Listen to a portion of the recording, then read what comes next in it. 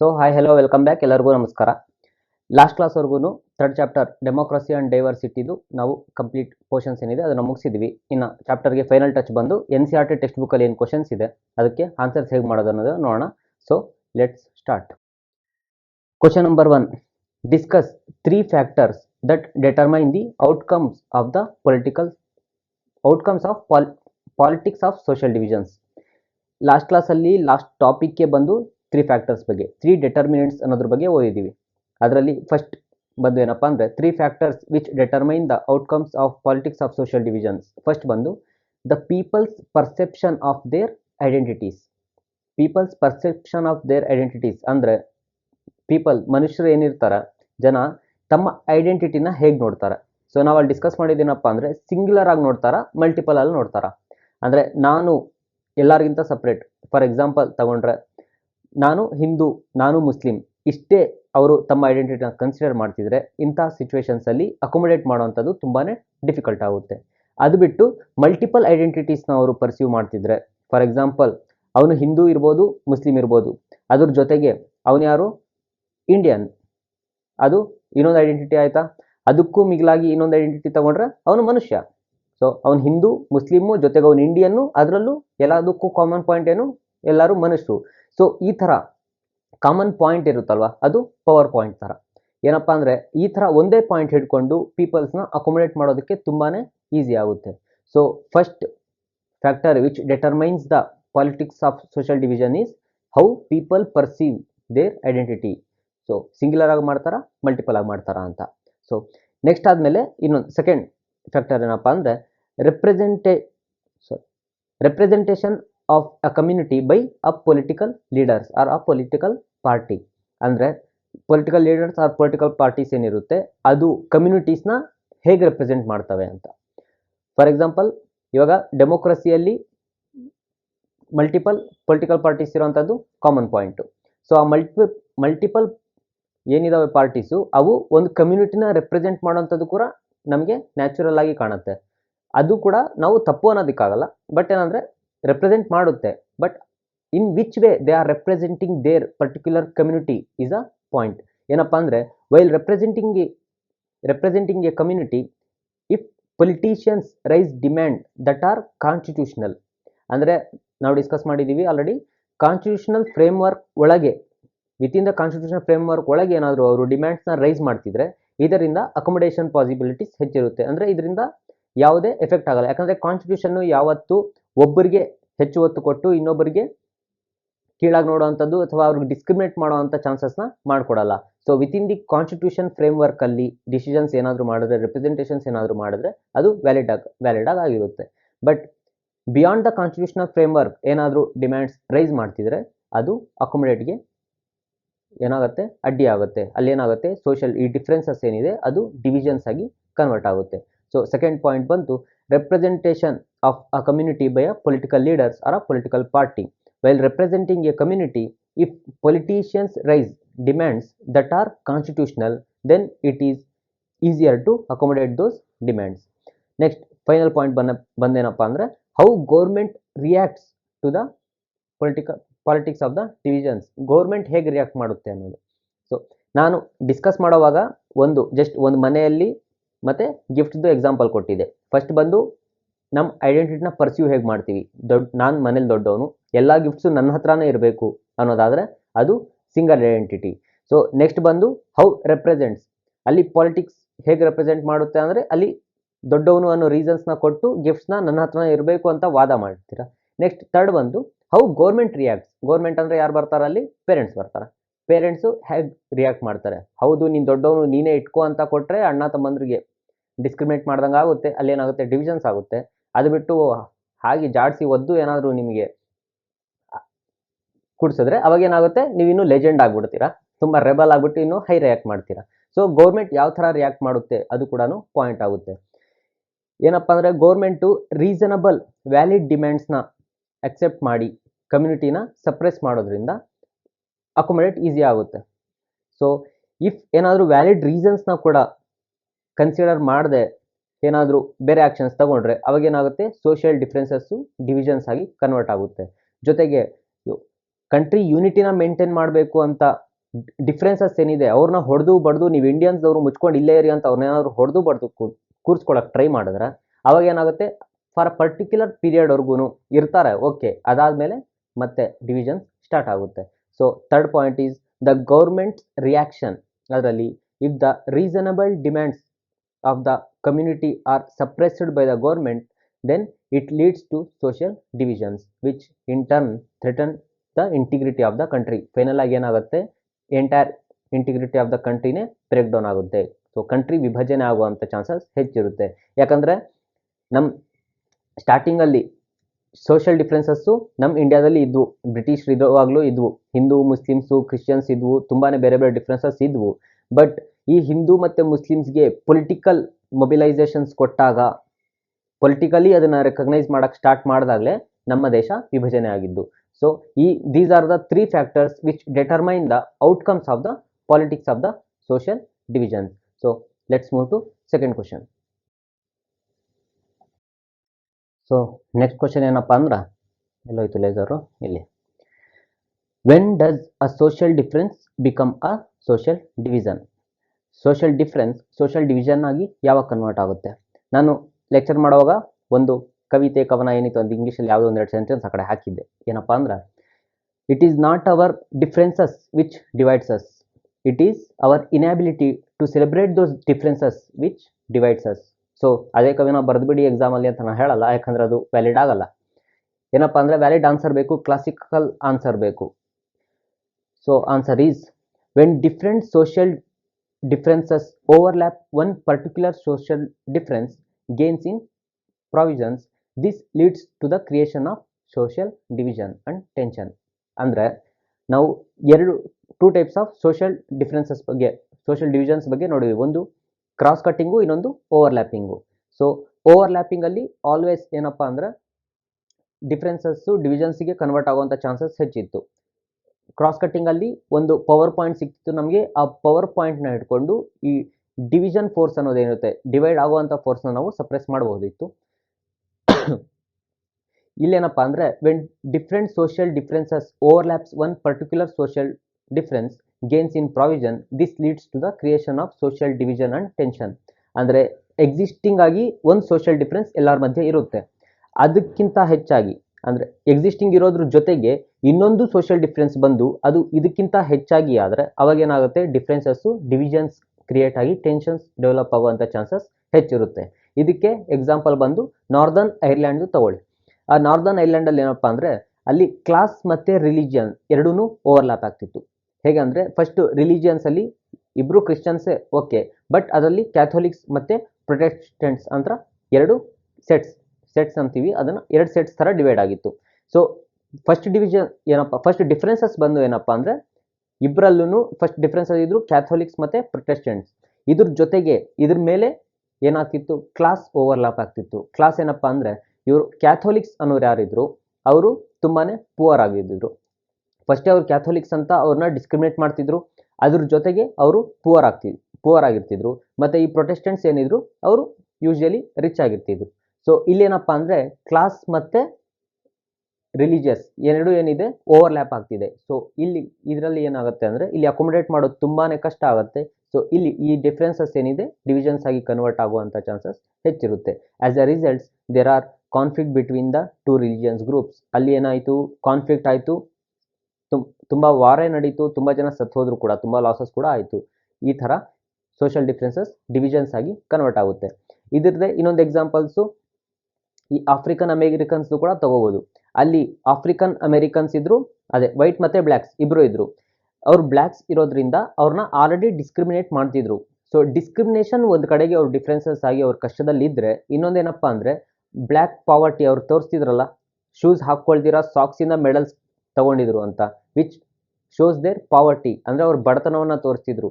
ಅದೇನಪ್ಪ ರೆಪ್ರೆಸೆಂಟ್ ಮಾಡುತ್ತಂದರೆ, ಒಂದು ಅವರು ಬ್ಲ್ಯಾಕ್ ಪೀಪಲ್ ಆಗಿದ್ದಕ್ಕಿಂತ ಅವ್ರಿಗೆ ಡಿಸ್ಕ್ರಿಮಿನೇಷನ್ ನಡೀತಿತ್ತು. ಅದ್ರ ಜೊತೆಗೇನಪ್ಪ ಅಂದರೆ ಅವರು ತುಂಬಾ ಪುವರ್ ಆಗಿದ್ದರು. ಎಲ್ಲೇನಾಯಿತು, ರೇಸಿಸಮ್, ಅವ್ರ ಕಲರ್ ಮತ್ತು ಅವರ ಕ್ಲಾಸ್ ಎರಡೂ ಓವರ್ಲ್ಯಾಪ್ ಆಗ್ತಿತ್ತು, ಅಲ್ಲಿ ಕೂಡ ಕಾನ್ಫ್ಲಿಕ್ಟ್ಸ್ ಆಯಿತು. ಇದೇ ಥರ ಇನ್ ಅದರ್ ವರ್ಡ್ ಏನಪ್ಪ ಅಂದರೆ, social difference become a social division when it coincides with other social differences. ಒಂದು ಸೋಷಿಯಲ್ ಡಿಫ್ರೆನ್ಸಸ್ ಎಕ್ಸಿಸ್ಟಿಂಗ್ ಅಲ್ಲಿ ಇರೋದು ಇನ್ನೊಂದ್ರ ಜೊತೆ ಕೋಇನ್ಸೈಡ್ ಆದಾಗ ಏನಾಗುತ್ತೆ, ಕಾನ್ಫ್ಲಿಕ್ಟ್ಸ್ ಕ್ರಿಯೇಟ್ ಆಗುತ್ತೆ. ಸೊ ಆನ್ಸರ್ ಹೇಗೆ ಬರೀಬೋದು, when a different social differences overlaps one particular social difference gains in provinces, this leads to creation of a social division and tension. For example, in Northern Ireland the social differences of class and religion overlap each other. The Catholics are usually one who are poor, while the Protestants are the one who are well off. The religious differences are accounted by this overlap. As a result, there are conflicts between two religious groups. In other words, the social differences become a social division when it coincides with other social differences, which in turn serve to higher the social differences. Let's move to third question. Question number 3. Question number 3. How do social divisions affect politics? Give to example. Social divisions politics ಮೇಲೆ ಹೇಗೆ effect ಬೀಳುತ್ತೆ ಅಂತ. So ನಾವು discuss ಮಾಡಿದ ಪ್ರಕಾರ ನೋಡಿದ್ರೆ social divisions ಮತ್ತು ಈ ಕಾಂಬಿನೇಷನ್ ಏನಿದೆ ಸೋಷಿಯಲ್ ಡಿವಿಷನ್ಸ್ದು ಮತ್ತು ಪಾಲಿಟಿಕ್ಸ್ದು, ಇದು ತುಂಬಾ ಡೇಂಜರ್ ಆಗುವಂಥ ಚಾನ್ಸಸ್ ಇದೆ. ಯಾಕಂದರೆ ಬೆಸ್ಟ್ ಎಕ್ಸಾಂಪಲ್ ಬಂದು ಆಲ್ರೆಡಿ ನಾವು ಒಂದು ವಿಭಜನೆಯನ್ನು ನೋಡಿದ್ದೀವಿ ದೇಶದಲ್ಲಿ, ಅದಕ್ಕೆ ಬೆಸ್ಟ್ ಎಕ್ಸಾಂಪಲ್ ಬಂದೇ ಅದಾಗುತ್ತೆ. ಯಾಕಂದರೆ ಡಿವಿಷನ್ಸ್ ಇದ್ದೇ ಇರುತ್ತೆ, ಡಿಫ್ರೆನ್ಸಸ್ಸು ಇದ್ದೇ ಇರುತ್ತೆ. ಅದಕ್ಕೆ ಪೊಲಿಟಿಕಲಿ ಮೊಬಿಲೈಸೇಷನ್ ಕೊಟ್ಟಾಗ ಆವಾಗ ಏನಾಗುತ್ತೆ, ಡಿವಿಷನ್ ಸ್ಟಾರ್ಟ್ ಆಗುತ್ತೆ. So A combination of social divisions and politics can be really dangerous. But ಏನಪ್ಪ ಅಂದರೆ ಡೆಮೋಕ್ರಸಿಯಲ್ಲಿ ಡಿಫ್ರೆಂಟ್ ಪೊಲಿಟಿಕಲ್ ಪಾರ್ಟೀಸ್ ಇರುವಂಥದ್ದು ಕಾಮನ್. ಡಿಫ್ರೆಂಟ್ ಪೊಲಿಟಿಕಲ್ ಪಾರ್ಟೀಸ್ ಮಧ್ಯೆ ಕಾಂಪಿಟೇಷನ್ ಕೂಡ ಇರೋದು, ಅದು ಕೂಡ ಕಾಮನ್ನು. ಬಟ್ ಅವ್ರ ಮಧ್ಯೆ ನಡೆಯುವಂಥ ಕಾಂಪಿಟೇಷನ್ನು ಏನಾಗುತ್ತೆ, they tends to divide the society. ಅವ್ರ ಮಧ್ಯೆ ಇರುವಂಥ ಕಾಂಪಿಟೇಷನ್ ಆಗುತ್ತೆ, ಸೊಸೈಟಿ ಮಧ್ಯೆನೇ ಕಾಂಪಿಟೇಷನ್ ಆಗಿ ಡಿವಿಷನ್ ಆಗುವಂಥ ಚಾನ್ಸಸ್ ಹೆಚ್ಚಿರುತ್ತೆ. ಯಾಕಂದರೆ ಯಾವತ್ತು ಕಾಂಪಿಟೇಷನ್ನು ಒಂದು ಎಕ್ಸಿಸ್ಟಿಂಗ್ ಇದು ಡಿಫ್ರೆನ್ಸಸ್ ಮೇಲೆ ನಡೆಯುತ್ತೋ, ಫಾರ್ ಎಕ್ಸಾಂಪಲ್ ಇವಾಗ ಹಿಂದೂ ಮುಸ್ಲಿಮ್ಸ್ ಅನ್ನುವಂಥದ್ದು two differences, not divisions, differences.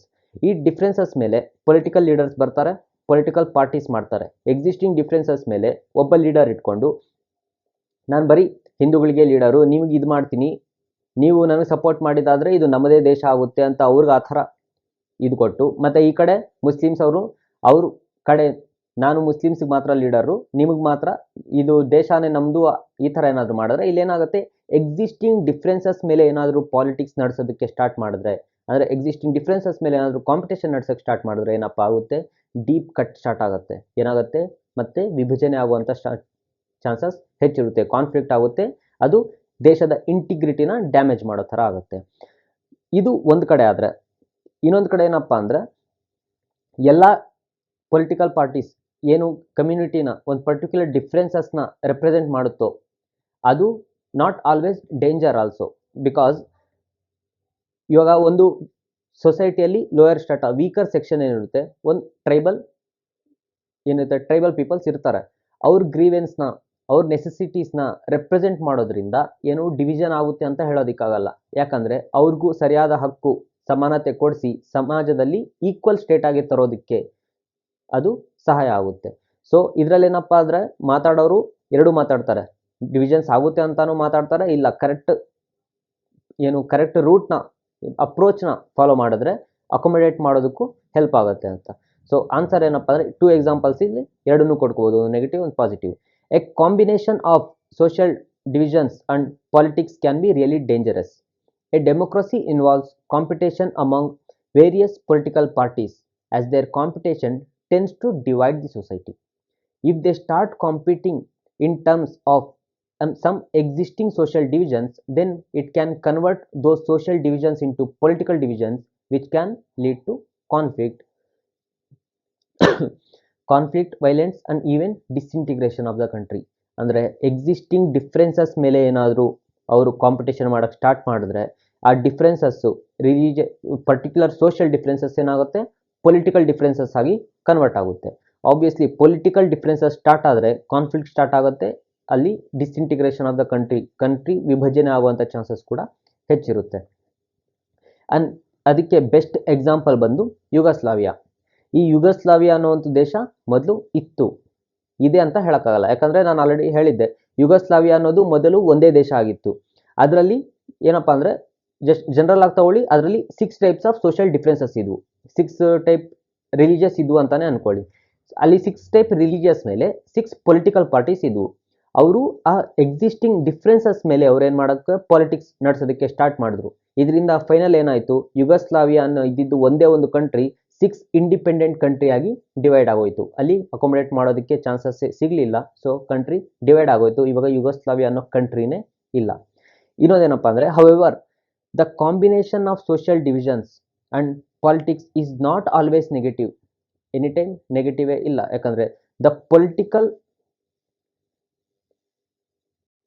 expression of social divisions allow marginalized and disadvantaged social groups to express their grievance and ask the government to rectify them. ಏನಪ್ಪ ಅಂದರೆ always ಈ social divisions ಮತ್ತು politics combination negative ಆಗುತ್ತೆ ಅಂತ ಹೇಳೋಕ್ಕಾಗಲ್ಲ. ಯಾಕಂದರೆ ಯಾರು ತುಂಬಾ ಮಾರ್ಜಿನಲೈಸ್ ಆಗಿರ್ತಾರೋ, ಅವ್ರನ್ನ ಯಾರು ಸಮಾಜದಿಂದ ತುಂಬಾ ದೂರ ಇರ್ತಾರೋ, ಮತ್ತು ಯಾರು ತುಂಬಾ ಏನು ಡಿಸ್ಕ್ರಿಮಿನೇಷನ್ಗೆ ಒಳಗಾಗಿರ್ತಾರೋ ಅವರು ಗೌರ್ಮೆಂಟ್ನ ಕೇಳೋ ಅಂಥ ಒಂದು ಚಾನ್ಸಸ್ಸು ಹೆಚ್ಚಿರುತ್ತೆ, ಯಾವಾಗ ಅವ್ರಿಗೆ ಪೊಲಿಟಿಕಲ್ ಪವರ್ಸ್ನ ಕೂಡ ಕೊಟ್ಟಾಗ. So the system of reservation of the seats in Indian legislation for the social disadvantaged has allowed such social groups to have an adequate representation in the decision making process. ಅದಕ್ಕೆ best example ಬಂದು ನಮ್ಮ Indian ಲೆಜಿಸ್ಲೇಚರ್ನಲ್ಲಿ ಏನು ಮಾಡಿದ್ದಾರೆ, so ಈ ಏನಿದೆ other SC ST ಅಂತ ಇದಾವಲ್ಲ, ಅವ್ರು ಮೊದಲು ಸ್ಟಾರ್ಟಿಂಗಲ್ಲಿ ಅವ್ರನ್ನ ತುಂಬಾ ಡಿಸ್ಕ್ರಿಮಿನೇಟ್ ಮಾಡ್ತಿದ್ರು. ಅವ್ರನ್ನ ಲೋವರ್ ಸ್ಟಾರ್ಟಿಂದ ಮತ್ತು ಅಪ್ಪರ್ ಸ್ಟೇಟಾಗಿ ಎಲ್ಲರೂ ಈಕ್ವಲ್ ಸೊಸೈಟಿ ಲೆವೆಲ್ಗೆ ತರೋದಕ್ಕೆ ರಿಸರ್ವೇಷನ್ಸ್ನ ತಂದರು. ಇದರಿಂದ ನಮ್ಮ ಕಂಟ್ರಿ ಡೆಮೋಕ್ರಸಿ ಇನ್ನೂ ತುಂಬಾ ಸ್ಟ್ರಾಂಗ್ ಆಗಿತ್ತು. So this is about the third question. Let's go to next question. Next question ಏನಪ್ಪ ಇದೆ ಅಂದರೆ, ಫಿಲ್ ಇನ್ ದಿ ಬ್ಲ್ಯಾಂಕ್ಸ್ ಕೊಟ್ಟಿದ್ದಾರೆ.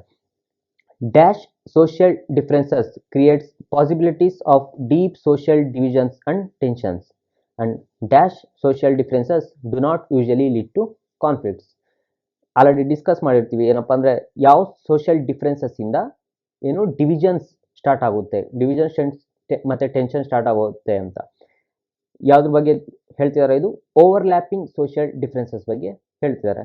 Next, dash social differences do not usually leads to conflicts, that is cross-cutting social differences. So answer is overlapping social differences create possibilities of deep social divisions and tensions.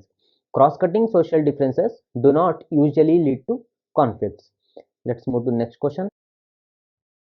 In dealing with social divisions, which one of the following statement is not correct about the democracy? So 4 statements ಕೊಟ್ಟಿದ್ದಾರೆ. ಇದರಲ್ಲಿ ಡೆಮೋಕ್ರಸಿಗೆ related ಯಾವುದು ಸರಿ ಅಲ್ಲ ಅನ್ನೋದನ್ನ ನಾವು ಹೇಳಬೇಕು. First ಏನಪ್ಪ ಅಂದರೆ, due to political competition in a democracy social divisions get reflected in politics. ಏನಪ್ಪ ಅಂದರೆ, ಈ ಡೆಮೋಕ್ರಸಿಯಲ್ಲಿ ಪೊಲಿಟಿಕಲ್ ಪಾರ್ಟೀಸ್ ಇರುತ್ತೆ, ಅವುಗಳ ಮಧ್ಯೆ ಕಾಂಪಿಟೇಷನ್ ಇರುತ್ತೆ, ಕಾಮನ್ನು. ಇಲ್ಲೇನು ಹೇಳ್ತಿದ್ದಾರೆ, due to political competition in a democracy social divisions get reflected in politics.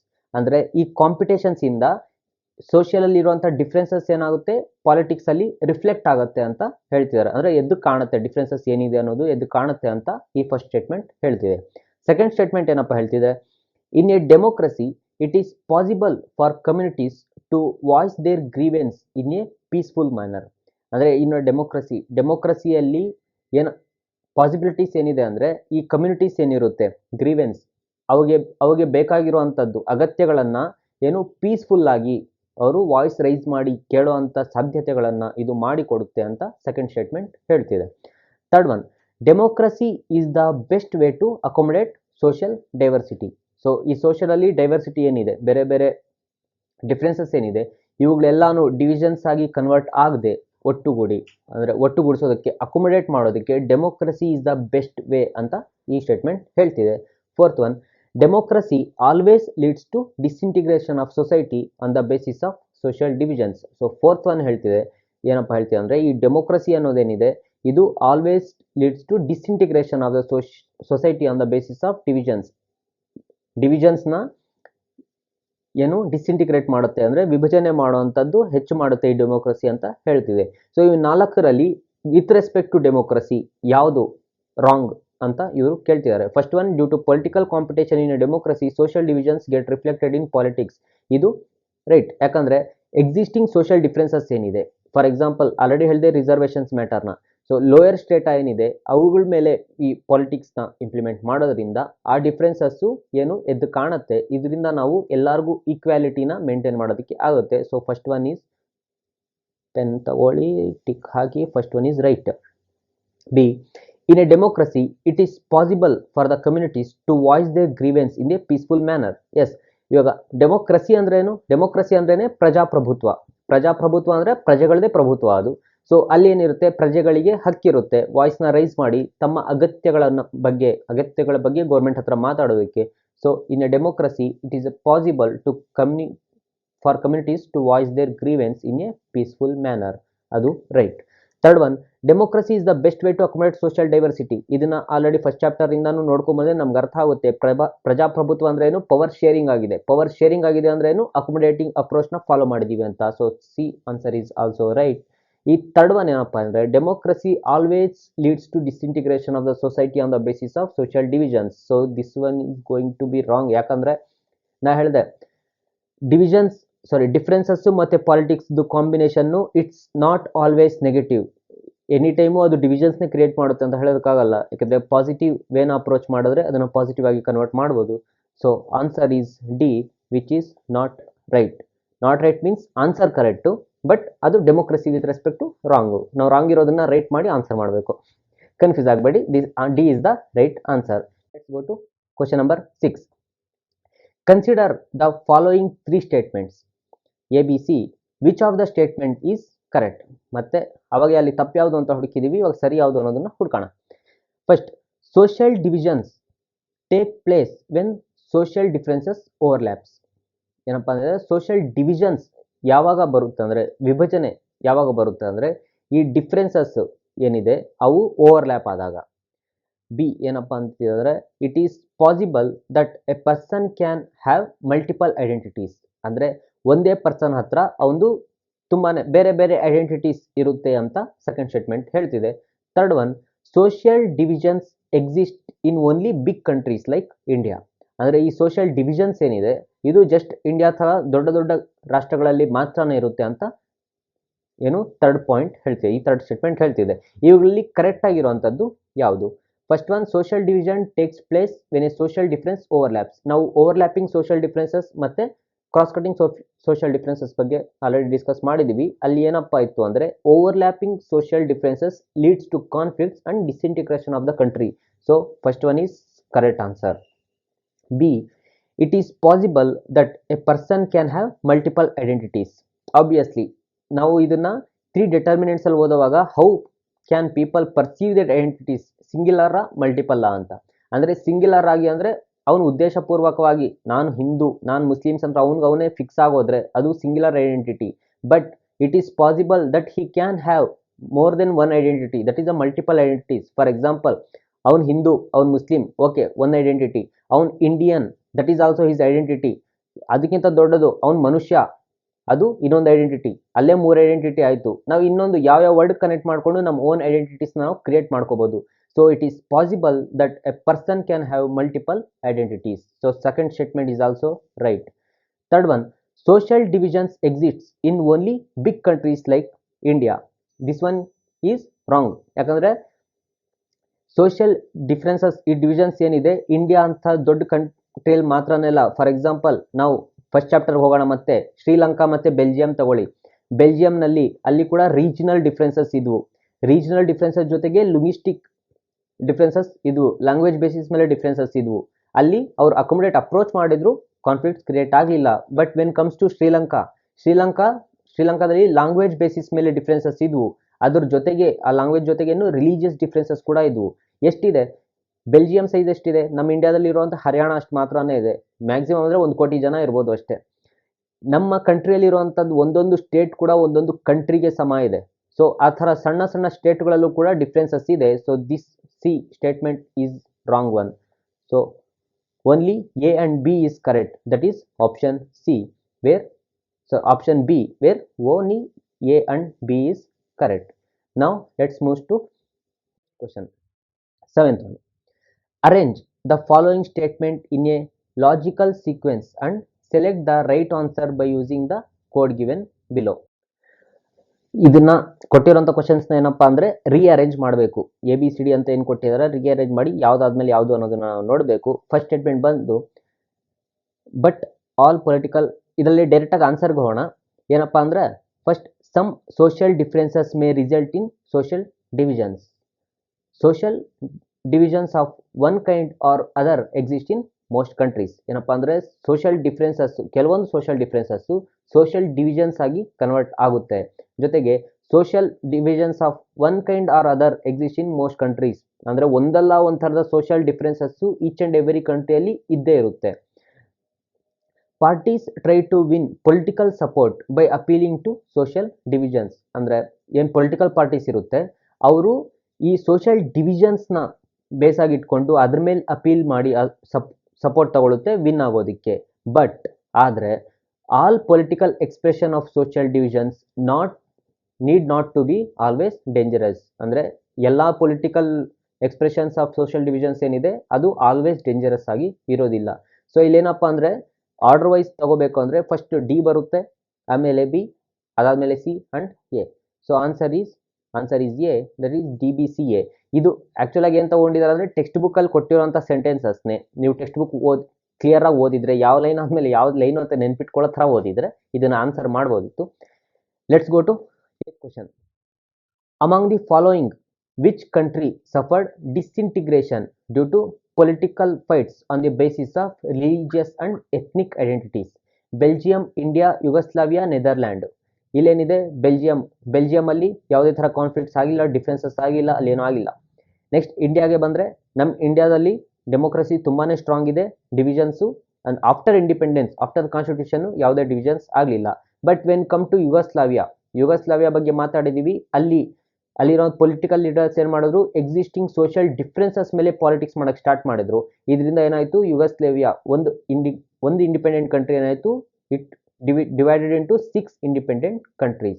So answer is C, that is Yugoslavia. Next, 9th. Read the following passage from a famous speech by Martin Luther King Jr. in 1963. Which social division is he talking about? What are his aspirations and anxieties? Do you see a relationship between this speech and the incident in Mexico Olympics mentioned in this chapter? Question ಏನಪ್ಪ ಅಂದರೆ, ಒಂದು Martin Luther King junior ಅವ್ರದ್ದು ಒಂದು ಸ್ಪೀಚ್ನ ನಮಗೆ ಕೊಟ್ಟಿದ್ದಾರೆ. ಈ ಸ್ಪೀಚ್ನ ಓದ್ಬಿಟ್ಟು ಇದು ನಮ್ಮ ಕರೆಂಟ್ ಚಾಪ್ಟರ್ ಏನಿದೆ ಈ ಚಾಪ್ಟರ್ಗೆ ರಿಲೇಟೆಡ್ ಇದೆಯಾ, ಜೊತೆಗೆ ಅವರು ಯಾವ ಸೋಷಿಯಲ್ ಡಿಫ್ರೆನ್ಸಸ್ ಬಗ್ಗೆ ಮಾತಾಡ್ತಿದ್ದಾರೆ, ಜೊತೆಗೆ ಅವ್ರ ಆಸ್ಪಿರೇಷನ್ಸ್ ಮತ್ತು ಅನೆಕ್ಸಿಟೀಸ್ ಏನು ಅನ್ನೋದನ್ನ ನಾವು ಇದರಲ್ಲಿ ಫೈಂಡ್ ಔಟ್ ಮಾಡಬೇಕು. So let start reading the speech. I have a dream that my 4 little children will one day live in a nation where they will not be judged by the color of their skin but by the content of their character. Let freedom ring, and when this happens, and when we allow freedom ring, when we will let it ring from every village and every hamlet, from every state and every city, we will be able to speed up that day when all of God's children, black men and white men, Jews, Gentiles, Protestants and Catholics, will be able to join hands and sing in the words of the old Negro spiritual, free at last, thank God Almighty, we are free at last. I have a dream that one day this nation will rise up and live out the true meaning of its creed. We hold these truths to be self-evident that all men are created equal. ಇದು Martin Luther King junior ಅನ್ನೋರು ಕೊಟ್ಟಿರುವಂಥ speech. ಇದು ಏನಪ್ಪ ಅಂದರೆ, ಇವ್ರೇನಂತಿದ್ದಾರೆ, I have a dream that my 4 little children will one day live in a nation where they will not be judged by the color of their skin but by the content of their character. ಅಂದರೆ ಏನಂತಿದ್ದಾರೆ, ನನ್ನ ಸಣ್ಣ 4 ಮಕ್ಕಳು ಏನಿದ್ದಾರೆ, ನನ್ನ ಆಸೆ ಏನಿದೆ, ಅವರು ಎಂಥ ಕಂಟ್ರಿಯಲ್ಲಿ ಬೆಳಿಬೇಕು ಅಂದರೆ ಅಲ್ಲಿ ಅವ್ರನ್ನ ತಮ್ಮ ಮೈ ಬಣ್ಣ, ಸ್ಕಿನ್ ಕಲರ್ ಮೇಲೆ ಜಡ್ಜ್ ಮಾಡಬಾರ್ದು, ಅಲ್ಲಿ ಅವರ ಕ್ಯಾರೆಕ್ಟರ್, ಕಂಟೆಂಟ್ ಆಫ್ ಕ್ಯಾರೆಕ್ಟರ್ ಮೇಲೆ ಅವ್ರನ್ನ ಜಡ್ಜ್ ಮಾಡಬೇಕು, ಆ ಥರದ ಕಂಟ್ರಿಯಲ್ಲಿ ನನ್ನ ಮಕ್ಕಳು ಬೆಳಿಬೇಕು ಅಂತ ಅವರು ಹೇಳ್ತಿದ್ದಾರೆ. let freedom ring, and when this happens, and when we allow freedom ring, when we let it ring from every village, every hamlet, every state and every city, we will be able to speed up that day. ಏನಂತಿದ್ದಾರೆ, ಫ್ರೀಡಮ್ನ ring ಮಾಡಿ. ಯಾವಾಗ freedom every village, hamlet, state, ಸಿಟಿಯಿಂದ ring ಆಗುತ್ತೋ ಆವಾಗ ನಾವು ತುಂಬಾ ಸ್ಪೀಡಾಗಿ ಗ್ರೋ ಆಗೋಕ್ಕೆ ಸ್ಟಾರ್ಟ್ ಆಗ್ತೀವಿ. ಅವತ್ತು when all gods of children, ಅಂದರೆ ಎಲ್ಲರೂ ದೇವರ ಮಕ್ಕಳು, ಅವರು ದೇವರ ಮಕ್ಕಳು, ಬ್ಲ್ಯಾಕ್ ಆಗಿರಲಿ, ವೈಟ್ ಆಗಲಿ, ಜೀವ್ಸ್, ಜೆಂಟೈಲ್ಸ್ ಆಗಲಿ, ಪ್ರೊಟೆಸ್ಟೆಂಟ್ಸ್ ಆಗಲಿ, ಕ್ಯಾಥೋಲಿಕ್ಸ್ ಆಗಿರಲಿ, ಎಲ್ಲರೂ ದೇವರ ಮಕ್ಕಳು. We will be able to join hands and sing in the word of the world Negro spiritual, ಅಂದರೆ ಈ ವರ್ಲ್ಡ್ ಅವರ ಸ್ಪಿರಿಚುವಲ್ದು ಒಂದು ಸಾಂಗ್, ಎಲ್ಲರೂ ಅವಾಗ ಕೂಡಿ ಹಾಡೋದು ಏನು, free at last, free at last, thank god almighty, we are free at last. So I have a dream that one day this nation will rice up and leave out the true meaning of it's Creed. ಏನಪ್ಪ ಅಂದರೆ ಅವ್ರಿಗೂ ಆ ಕನಸು ಇದೆ, ಒಂದು ದಿನ ಆ ರಾಷ್ಟ್ರ ಬೆಳೆದು ಅದರ ನಿಜವಾದ ನಂಬಿಕೆ, ನಿಜವಾದ ರೂಲ್ಸ್ ಮೇಲೆ ಅದು ಬೆಳೆದು ನಿಲ್ಲುತ್ತೆ ಅಂತ. We hold these truths to be self evident that all men are created equal. ಇದಕ್ಕೆ ಸ್ವಯಂ ಸ್ಪಷ್ಟವಾಗಿ ಎಲ್ಲ ಜೀವಜಂತುಗಳು, ಎಲ್ಲ ಮನುಷ್ಯರು ಕೂಡ ಈಕ್ವಲ್ ಆಗಿ ಕ್ರಿಯೇಟ್ ಆಗಿದ್ದಾರೆ ಅನ್ನೋದನ್ನ ಇವರು ಇಲ್ಲಿ ಹೇಳ್ತಿದ್ದಾರೆ. ಸೊ ಇಷ್ಟಿದ್ರಲ್ಲಿ ನಮಗೆ ಏನು ಅರ್ಥ ಆಗ್ತಿದೆ, ನಮ್ಮ ಚಾಪ್ಟರ್ ರಿಲೇಟೆಡ್ ಏನು ಅರ್ಥ ಆಗ್ತಿದೆ. ಇಲ್ಲಿ ಫಸ್ಟ್ ಏನಪ್ಪ ಅಂದರೆ, which social division is talking about. ಯಾವ ಸೋಷಿಯಲ್ ಡಿಫ್ರೆನ್ಸಸ್ ಬಗ್ಗೆ ಇವರು ಮಾತಾಡ್ತಿದ್ದಾರೆ. ಇಲ್ಲಿ ಮೆನ್ಷನ್ ಮಾಡಿರೋದು ನೋಡಿದ್ರೆ, by the colour of their skin, colour of their skin ಅಲ್ಲಿ ಬಂದರೆ ಏನು ಬರುತ್ತೆ, ರೇಸಿಸಮ್ ಬರುತ್ತೆ. ಸೊ ಡಿಫ್ರೆನ್ಸಸ್ ಬಂದೇನಿದೆ, ಬ್ಲ್ಯಾಕ್ಸ್ ಆ್ಯಂಡ್ ವೈಟ್ಸ್, ಅದು ಇಲ್ಲಿ ಮೆನ್ಷನ್ ಆಗಿದೆ ನೋಡಿ, ಬ್ಲ್ಯಾಕ್ಸ್ ಆ್ಯಂಡ್ ವೈಟ್ಸ್. ಅದಾದಮೇಲೆ ಪ್ರೊಟೆಸ್ಟೆಂಟ್ಸ್ ಆ್ಯಂಡ್ ಕ್ಯಾಥೋಲಿಕ್ಸ್, ಇದು ಕೂಡ ಒಂದು ಸೋಷಿಯಲ್ ಡಿಫ್ರೆನ್ಸಸ್. ಈ ಎರಡು ಸೋಷಿಯಲ್ ಡಿಫ್ರೆನ್ಸಸ್ ಬಗ್ಗೆ ಇವರು ಇಲ್ಲಿ ಮಾತಾಡ್ತಿದ್ದಾರೆ. What are his aspirations and anxieties. So ಅವರ ಆಸ್ಪಿರೇಷನ್ಸ್ ಏನು, ಅನೆಕ್ಸಿಟೀಸ್ ಏನು.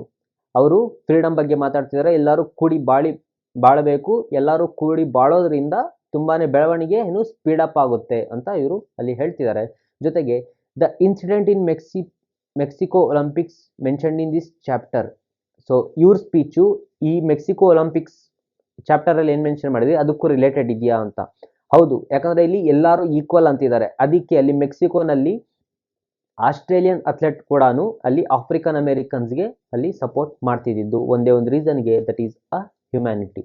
ಸೊ ಆನ್ಸರ್ ಹೇಗಪ್ಪ ಬರೀಬೋದು ಅಂದರೆ, there is mention of racial discrimination in the speech of Martin Luther King junior in U S ಎದಲ್ಲಿ ನಡೀತಿರುವಂಥ ರೇಷಿಯಲ್ ಡಿಸ್ಕ್ರಿಮಿನೇಷನ್ ಬಗ್ಗೆ ಮಾರ್ಟಿನ್ ಲೂಥರ್ ಕಿಂಗ್ ಜೂನಿಯರ್ ಅವರು ಮಾತಾಡ್ತಿದ್ದಾರೆ. He is referring to the segregation policies adopted by the whites towards the coloured people. ಅಂದರೆ segregation policies ಏನು ಆ white peoples ಏನು ಮಾಡ್ತಿದ್ರು, ಅಡಾಪ್ಟ್ ಮಾಡ್ತಿದ್ರು with respect to coloured people, ಅಂದರೆ ಬ್ಲ್ಯಾಕ್ ಪೀಪಲ್ಸ್ ಹತ್ರ. ಸೊ ಅದನ್ನ ಇವರು ಇಲ್ಲಿ ರೆಫರ್ ಮಾಡಿ ಹೇಳ್ತಿದ್ದಾರೆ. He aspires for a country where there will be security for all. So aspirations ಏನು ಅಂದರೆ, aspires for a country where there will be a security for all, ಎಲ್ಲಾರ್ಗು ಸೆಕ್ಯೂರಿಟಿ ಇರುವಂಥ ಕಂಟ್ರಿಗೆ ಇವರು ಆಸ್ಪಿರೇಷನ್ ಕೇಳ್ತಿದ್ದಾರೆ. Where racial abuse will not occur, ಅಂದರೆ ಎಲ್ಲಿ ಆ ರೇಸಿಸಮ್ ನಡೆಯೋದಿಲ್ವೋ. And where every one will be treated as equal irrespective of the colour of their skin, ಅಂದರೆ ಎಲ್ಲಿ ಯಾವ ದೇಶದಲ್ಲಿ without judging by their skin colour ಎಲ್ಲಿ ಬದುಕೋಗಿ ಬಿಡ್ತಾರೋ ಆ ಥರ ಕಂಟ್ರಿನ ಇವರು ಏನು ಮಾಡ್ತಿದ್ದಾರೆ, ಕೇಳ್ತಿದ್ದಾರೆ. This speech and the incident that Mexico Olympics are both the part of movement that wanted to highlight the plight of the African American people. Obviously, ಇವ್ರು ಏನು ಮಾಡ್ತಿದ್ದಾರೆ, ಇಲ್ಲಿ ರೇಸಿಸಮ್ಸ್ ಅಗೇನ್ಸ್ಟ್ ರೆಪ್ರೆಸೆಂಟ್ ಮಾಡ್ತಿದ್ದಾರೆ. ಜೊತೆಗೆ ಅಲ್ಲಿ ಒಲಿಂಪಿಕ್ಸಲ್ಲಿ ಏನಾಯಿತು, ಅಲ್ಲಿ UK ಏನಿದ್ರು ಅವರು ಆಸ್ಟ್ರೇಲಿಯಾದವರು, ಅವರು ಕೂಡ ಆಫ್ರಿಕನ್ ಅಮೇರಿಕನ್ಸ್ನ ರೆಪ್ರೆಸೆಂಟ್ ಮಾಡ್ತಿದ್ರು. So this speech and the incident on Mexico Olympics are the part of the movement that wanted to highlight the plight of the African American people. So ಇವರಿಬ್ರು ರೇಸಿಸಮ್ನೇ ಇಲ್ಲಿ ಹೈಲೈಟ್ ಮಾಡ್ತಿದ್ದಾರೆ. ಇದು ನಮ್ಮ ಚಾಪ್ಟರ್ಗೂ ರಿಲೇಟೆಡ್ ಇದೆ ಅಂತ ಇದರಲ್ಲಿ ನಮಗೆ ಗೊತ್ತಾಗುತ್ತೆ.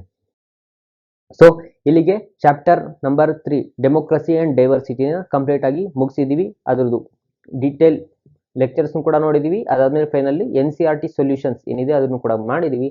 ನೆಕ್ಸ್ಟ್ ಮುಂದುವರೋಣ 4th ಚಾಪ್ಟರ್ ಜೊತೆ. ಅಲ್ಲಿವರೆಗೂ ಎಲ್ಲರಿಗೂ ಥ್ಯಾಂಕ್ ಯು ಸೋ ಮಚ್.